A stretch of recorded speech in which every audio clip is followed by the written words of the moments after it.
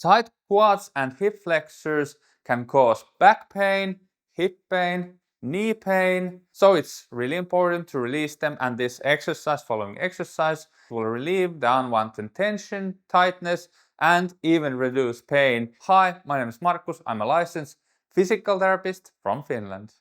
People often think that the hip flexors that you have to work on and release are near the hip joint, but in fact, the biggest and most problematic and the tightest hip flexor of them all is, in our clinical experience, the rectus femoris muscle, which lies in your quadriceps muscle. It's a part of your quads, and it attaches to your anterior iliac spine and goes down to your patella, and from there, as a tendon, it attaches to your tibia, aka shin bone.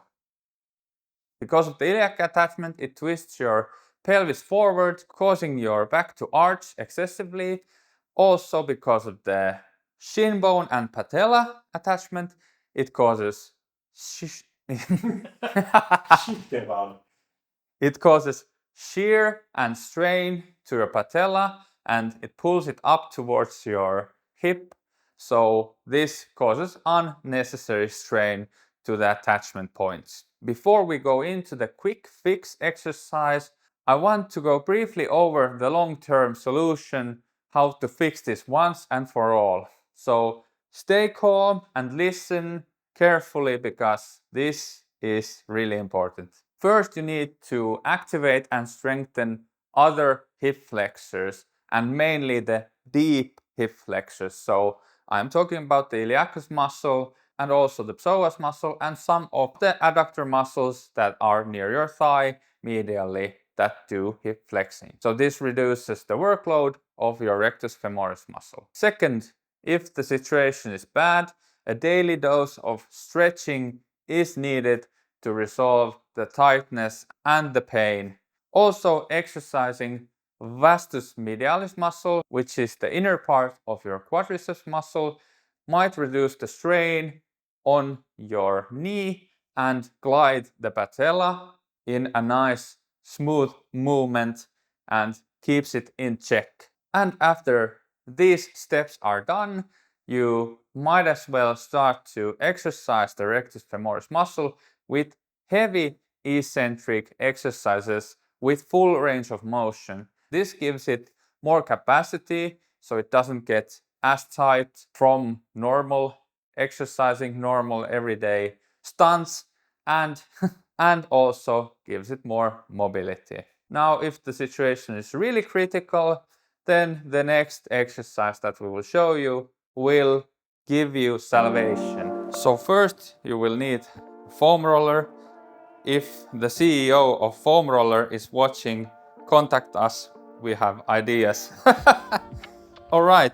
So you have to put the foam roller like this, and then if you have soft carpet, then no worries. But if you have a yoga mat, then put it diagonally like this. And this is because you can get your elbows and knees on a softer surface, so you don't have to damage them. Hard floors for us millennials are poison. The start of this exercise is basic. It's basic, but there are 3 parts to this method for unleashing the fury and getting revenge on your rectus femoris. Now, the first part, start to roll like this. I suggest keeping some slippery socks or something so you can slide your leg on the floor. Teemu has non-slippery shoes on. Not wise at all. So put some slippery socks. Support yourself with the other leg, like this. Now this exercise softens up the muscles and prepares them for the next phase, next part. And in this exercise part you also search for the right spot. So you might feel that some of the places from your quads are more hellish than others. So you have to gravitate for the next part to those places. So Teemu, did you find any bad places? Yes, okay. Then comes part 2. Stay there and now start to do small movements, localized movements, and put weight on the foam roller so it gets pressurized. And now when the hell points start to release, you start to feel that the pain starts to go away, then comes part 3, active myofascial release. So now you put pressure and even more weight on this hell spot and then start to actively flex your knee. This starts to elongate the muscles, stretching the muscles, so the pressure added to the myofascia will start to glide the myofascial layer on the muscle, and do this at least 10 reps or until it starts to relax and release and you don't feel as much pain as before.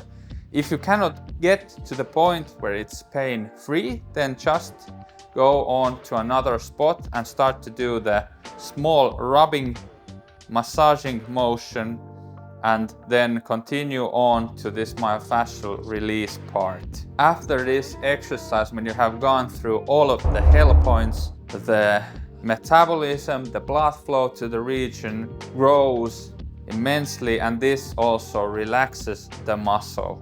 Do this exercise twice a week and keep rest days between, and don't do this before exercising your quads because you want to let the muscle relax and chill before you start rubbing it or working with it too hard. The muscle gets inflamed a bit from this exercise, it gets sore, but this is normal and it goes away in a few days. And don't do this exercise if you have acute tears, sprains, strains in the region, or you have a fracture there, or any other suspicious pathologies, or you have a condition that you know that you cannot massage yourself.